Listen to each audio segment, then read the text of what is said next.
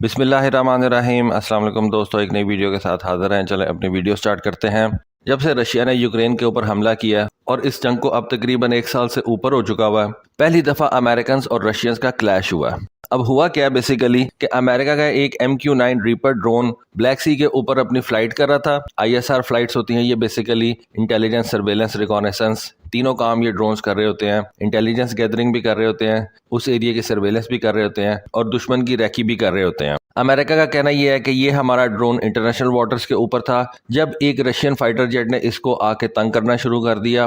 اب تنگ کیا کرنا شروع کر دیا؟ انہوں نے کہا کہ جی اس کو ہراس کیا انہوں نے بیسیکلی، اور الٹیمیٹلی یہ ہوا کہ یہ SU-27 رشین جہاز اس ڈرون کے پروپیلر کے ساتھ ٹکرایا، اور اس ڈرون کی جو کنٹرول سروسز تھی ان کو نقصان پہنچا، اور امریکنز کا کہنا یہ ہے کہ ہم نے پھر اس ڈرون کو سمندر کے اندر گرا دیا۔ امریکنز کا کہنا یہ ہے کہ یہ ڈرون ایک روٹین کی مشن کے اوپر تھا جب اس کے نزدیک 2 SU-27 جیٹس آئے ہیں، اور اس کے بعد یہ سارا معاملہ جو ہے وہ شروع ہو گیا۔ امریکنز نے قانون کی کتابیں نکال لیں اور انہوں نے کہنا شروع کر دیا کہ جی انگیجمنٹ کے کچھ رولز ہوتے ہیں۔ سب سے پہلے تو یہ بتائیں کہ آپ کا ایک ڈرون بلیک سی کے اندر کر کیا رہا ہے؟ وہ رشیا کا بیک یارڈ ہے، آپ وہاں پہ اپنے ڈرونز بھیجیں گے، آرمڈ ہوں یا ان آرمڈ ہوں، انٹیلیجنس تو کرنے جائیں گے، تو رشیا ان کو بخشے گا؟ رشیا ان کو چھوڑے گا؟ کبھی بھی نہیں چھوڑے گا۔ دیکھیں اس ڈرون کو رشینز نے کوئی بھی میزائل مار کے نہیں گرایا۔ امریکنز کا کہنا یہ ہے کہ اس ڈرون کو رشینز نے تنگ کیا ہے، ہراس کیا ہے۔ اب اللہ جانے یہ ڈرونز کب سے ہراس ہونا شروع ہو گئے، لیکن اینی وے امریکنز کا کہنا یہ ہے کہ یہ جو SU-27 جہاز تھا یہ ڈرون کے آگے گیا ہے، اور جب یہ ڈرون کے بالکل آگے تھا اس نے اپنا فیول ڈمپ کیا، اور فیول ڈمپ ہونے کی وجہ سے بھی ڈرون کو جو ہے وہ نقصان پہنچا ہے۔ پھر امریکنز کا کہنا یہ ہے کہ اس SU-27 جہاز نے اس کے پروپیلرز کو جو ہے وہ چھیڑا ہے۔ اب مجھے ایک بات کی سمجھ میں نہیں آتی کہ اگر SU-27 جہاز نے اس ریپر ڈرون کو چھیڑا ہے اور یہ ریپر ڈرون جو ہے وہ پانی میں گر کے تباہ ہو گیا ہے، تو اس مڈ ایئر کولیجن کے اندر SU-27 کیسے بچ گیا؟ کیا SU-27 کے جو کنٹرول سرفیسز ہیں، اس کے جو ونگز ہیں، ان کو نقصان نہیں پہنچا؟ مطلب امریکنز بھی یہ کہتے ہیں کہ ساری دنیا بے وقوف ہے، اور جو ہم کہہ دیں گے وہ ساری دنیا مانے گی بھی۔ لیکن اینی وے سچائی یہ ہے کہ امریکنز نے یہ مانا کہ ہمارا ایک ریپر ڈرون جو ہے وہ گر گیا بلیک سی کے اندر، اور ان کا کلیم یہ ہے کہ ایک SU-27 جہاز نے ہمارے ڈرون کو ہراس کر کے گرا دیا۔ اب رشین نے بھی اس واقعے کی ایک ویڈیو جو ہے وہ جاری کر دی ہے، اور اس واقعے میں دیکھا جا سکتا ہے کہ رشین SU-27 جہاز ڈرون کے نزدیک سے گزرا ہے، اور بہت نزدیک سے گزرا ہے، لیکن اگر ان دونوں جہازوں کا مڈ ایئر کولیجن ہو تو دونوں جہاز نہیں بچتے۔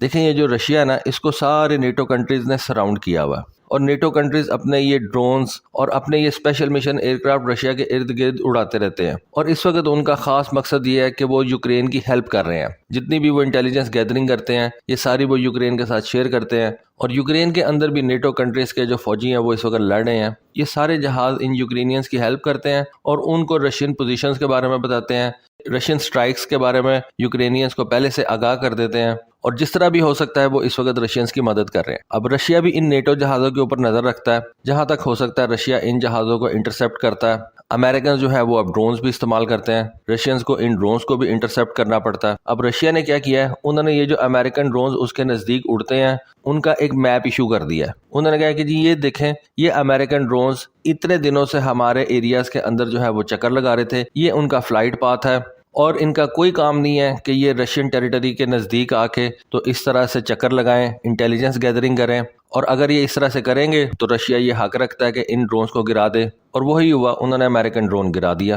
گولی مار کے گرایا، میزائل مار کے گرایا، یا فیول ڈمپ کر کے گرایا، کسی بھی طریقے سے انہوں نے یہ کام کیا، لیکن انہوں نے امریکن ڈرون گرا دیا۔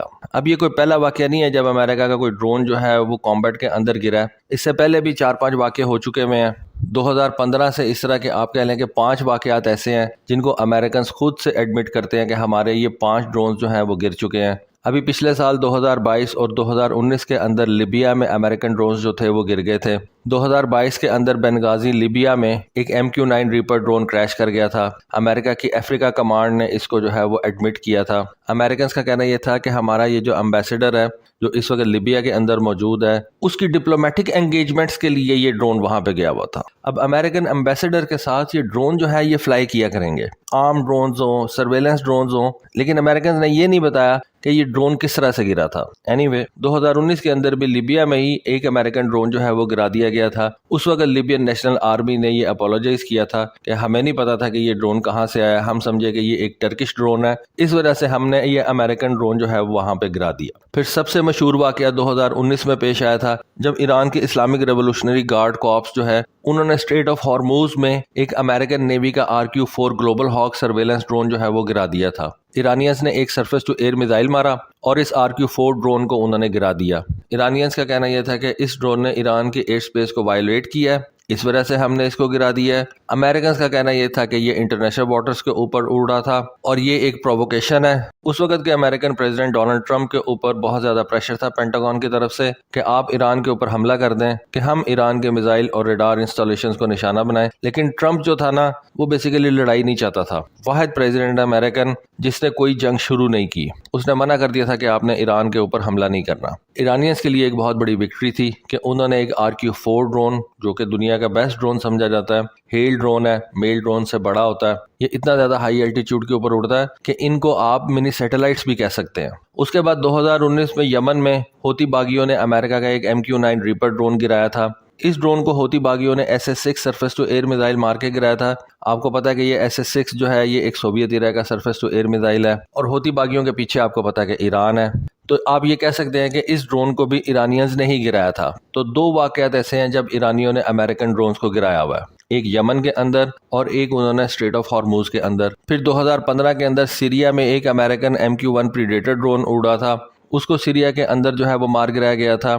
سیریا کے بارے میں آپ کو بتا چکا ہوں کہ وہاں پہ امریکنز بھی لڑ رہے ہیں، ترک بھی لڑ رہے ہیں، رشینز بھی لڑ رہے ہیں۔ دیکھیں کیسا بدبخت ملک ہے کہ اس کی کوئی اپنی سوورینٹی نہیں ہے، ہر کوئی وہاں پہ آ کے پنگے لے رہا ہے، امریکنز بھی، ترک بھی، رشینز بھی۔ اور 2015 میں وہاں پہ یہ ایک امریکن پریڈیٹر ڈرون اڑا تھا۔ اب اس کو کس نے گرایا؟ ڈیفینیٹلی وہاں پہ رشینز بھی تھے، ہو سکتا ہے رشینز نے گرا دیا ہو سکتا ہے سیریا کی ایئر فورس نے گرا دیا ہو۔ لیکن یہ وہ 5 واقعات ہیں جن کو امریکنز ایڈمٹ کرتے ہیں کہ ہمارے ڈرونز جو ہیں وہ گرائے گئے تھے۔ اب چھٹا یہ ہے کہ جس کے بارے میں امریکنز کہہ رہے ہیں کہ اس کو رشیا کے Su-27 نے گرایا، لیکن اس کے بارے میں کہا یہ جا رہا ہے کہ اس ڈرون کے اوپر نہ کوئی گولی فائر کی گئی ہے، نہ کوئی میزائل فائر کیا گیا ہے، بلکہ اس ڈرون کو رشین نے مڈ ایئر کولیژن کے ذریعے سے گرایا۔